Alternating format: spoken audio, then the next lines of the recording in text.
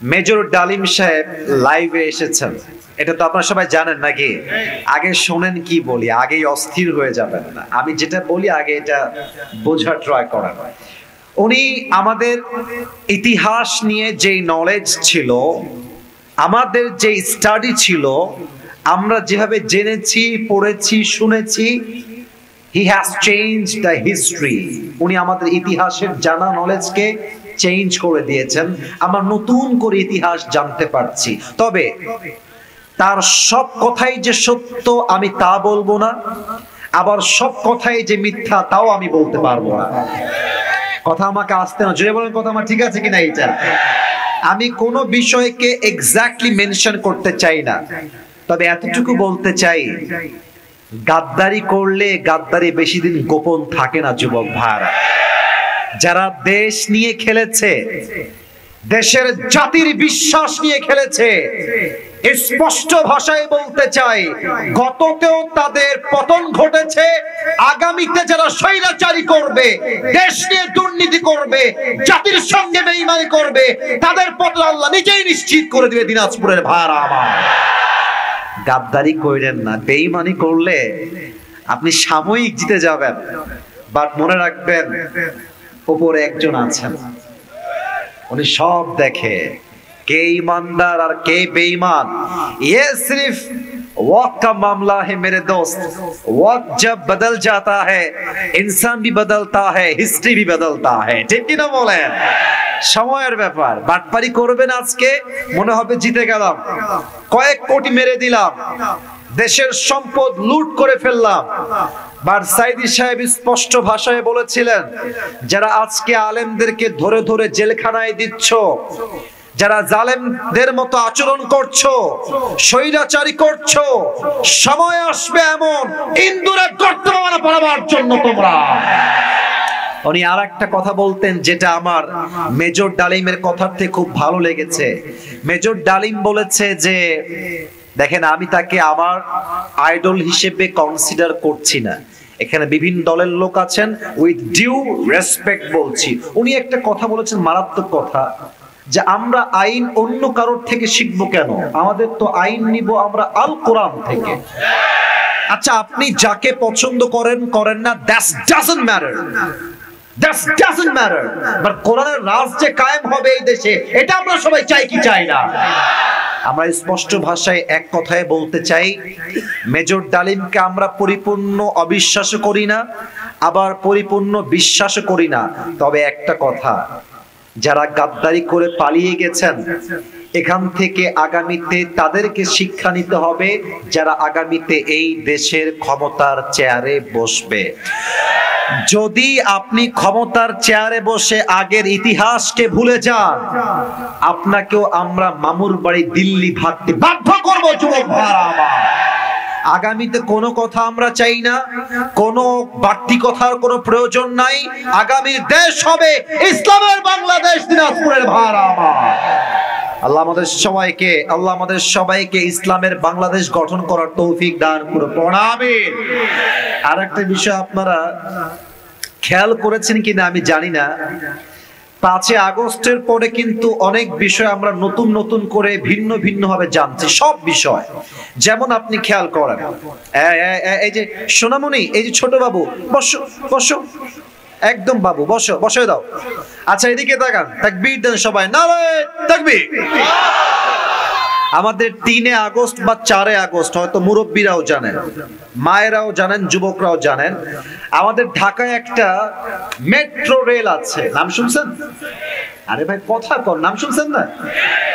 আপনারা দেখেছেন মনে হয়, যে এখানে একটা সংঘর্ষের কারণে আগুন লেগে গেছিল।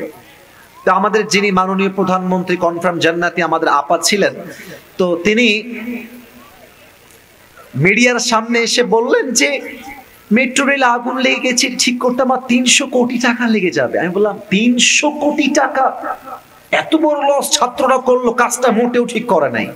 পরে দেশের ক্ষমতা চেঞ্জ হলো, ডক্টর ইউনূস সাহেব আসলেন, 300 কোটি আর ये तो बहुत दूर की बात है, 300 কোটি बहुत दूर की बात है, 20 কোটির কমেই ঠিক হয়ে গেছে। এবার আমাকে আপনারা বলেন, আপনারা সবাই ইনসাফ ভিত্তিক, আমি কোন রাজনৈতিক দলের লোক নই, টু বি অনেস্ট, আমি কোন রাজনীতি করি না, তবে করতে হবে। রাজনীতি ছাড়া দেশের চিত্র পরিবর্তন করা যাবে না যুবক ভাই। পরে কি দেখলাম 20 কোটির কমে ঠিক হলো, তাহলে মেসেজটা কি পেলেন? এইরকম করে করে করে 300 কোটি নয় 3 লাখ কোটি দেশের মাটির থেকে বিদেশের মাটিতে পাচার হয়ে গিয়েছে যুবক ভাই। আগামীতে এই ফকির দেশ আমরা চাই না, আগামী দেশ হবে উন্নয়নের বাংলাদেশ। আজহারী সাহেব বলেছেন যে এক দল খেয়ে গেছে, আর এক দল খাওয়ার জন্য বসে আছে, আর এক দলের গা গরম হয়ে গেছে। What is this, what is this? উনি তো কোন দলের নাম উল্লেখ করে নাই, করেছে নাকি রে ভাইয়া? কোন দলের নাম নিয়েছে না। আমাদের কথা একটা, রাজনীতি করবেন ভোগের জন্য নয়, রাজনীতি করবেন আল্লাহর জমিনে আল্লাহর দ্বীন কায়েমের জন্য যুবক ভাইরা, ঠিক কিনা বলেন? আল্লাহ আমাদের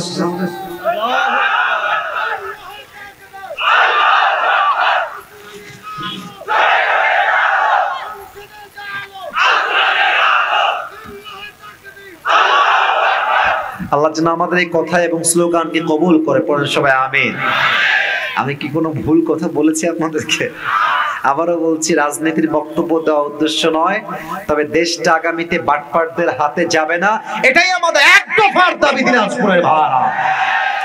আপনাদের কার কার বউ আছে একটু হাত তোলেন। বউ আছে, বউ আছে হাত উঠান। আচ্ছা, বউ আছে হাত নামান।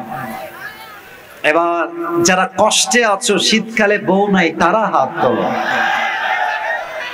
এই আমি বিশ্বাস করি না, সত্যি বউ নাই? আরে ভাই শিওর শিওর শিওর। আরে যুবকদের কষ্ট কেউ বোঝে না রে, তবে আসিফ হুজুর যুবকদের কষ্ট বোঝে। যুবক ভাইরা, আমি আমার বাবারা আছেন, ওই যে অনেক বাবারা মাথা নিচু করে এমনি বসে আছে, যা ঝাম হুজুর কো নেই দেখেঙ্গে, কোই বাত নেই, চলো। আব্বাজান আপনাকেই বলছি অ্যাড্রেস করে, আমার যুবকদের শীত দূর হবে কম্বল দিয়ে নয়, ল্যাব দিয়ে নয়, একমাত্র বউ দিয়ে যুবকদের শীত দূর হবে। আল্লাহ আব্বাজানদেরকে বোঝার তৌফিক দান করুন। এই যেটা আমিন করেন, আর কেউ বউ পাবে না। আরে দিল থেকে পড়েন সবাই আমিন। আজকে আমার অনেক মায়েরা বোনেরাও এসেছে, অনেক বোনেরা এসেছে, পুরো রাস্তার পাশে ব্লক দেখলাম মহিলাদের ভিড়ে। আমি প্রত্যেকটা মা বোনকে স্যালিউট জানাই, রেসপেক্ট জানাই, দিল থেকে শ্রদ্ধা জানাই, সম্মান জানাই। মা আছে বিধায় তো পুরুষের অস্তিত্ব দেশে টিকে আছে যুবক ভাইরা, ঠিক কিনা বল? মা জাতকে অসম্মান করে কথা বলা যায় না। নারীকে অসম্মান করে কথা যে পুরুষ বলে, সে কোনো বীর পুরুষের সন্তান নয়, সে কাপুরুষের সন্তান যুবক ভাইরা। তবে মাঝে মাঝে আমি যা বলি, আমি কাউকে আঘাত দিতে বলি না, আমি বোঝাবার জন্য বলি, আমি শিক্ষার জন্য বলি। আপনার সবাই দ্বিমত না একমত? এই কথা কয় না কেন, দ্বিমত না একমত? আচ্ছা, আমি দেখতে পাচ্ছি যে একটা মেয়ে বোরকা পরেছে, মুরব্বীরা হাসতেছে আমার দিকে তাকায় তাকায়। বোরকা পরেছে, হাতে মোজা, হ্যাঁ পায়েও মোজা, মাশাআল্লাহ, I got my real audience। হাতেও মোজা, মুখটাও মাশাআল্লাহ হিজাব দিয়ে নিকাব দিয়ে Dhaka. No one can see her face except her eyes। তার চোখ ছাড়া চেহারা কেউ দেখতে পারবে না। এত পর্দাওয়ালি মেয়ে রংপুরের পার্কে গিয়ে বাদাম খাচ্ছে আর প্রেম করে বেড়াচ্ছে। देखले ही मन होबे एतो बोरका यार, ये तो अभी कभी जन्नत से भाग के दुनिया में आई है, ये तो कन्फर्म जन्नती है यार। किंतु যখন দেখবা বোরকা পরে মেয়েটা রাস্তাঘাটে পার্কে প্রেম করে বেড়াচ্ছে, উপরে ফিটফাট ভেতরে পুরোটাই সদরঘাট।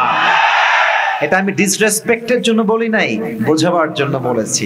2 নাম্বার কথা, আমার প্রিয় কলিজার টুকরা সম্মানিতা বোনদের জন্য, বিয়ের সময় আসলে এই টাকাওয়ালা টাকলাকে বাদ দিয়ে চরিত্রবান যুবক দেখে একটু বিয়ে কইরেন।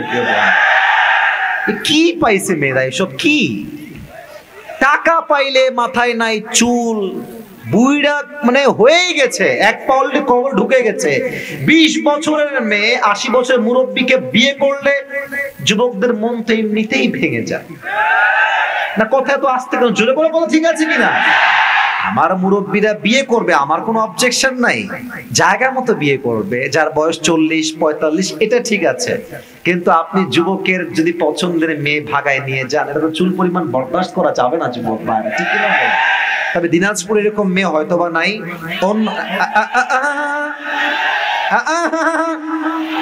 নাই নাই, যদি থাকে 1-2 জন, আল্লাহ হেদায়েত দান করুন, পরে সবাই আমিন। আসুন আমরা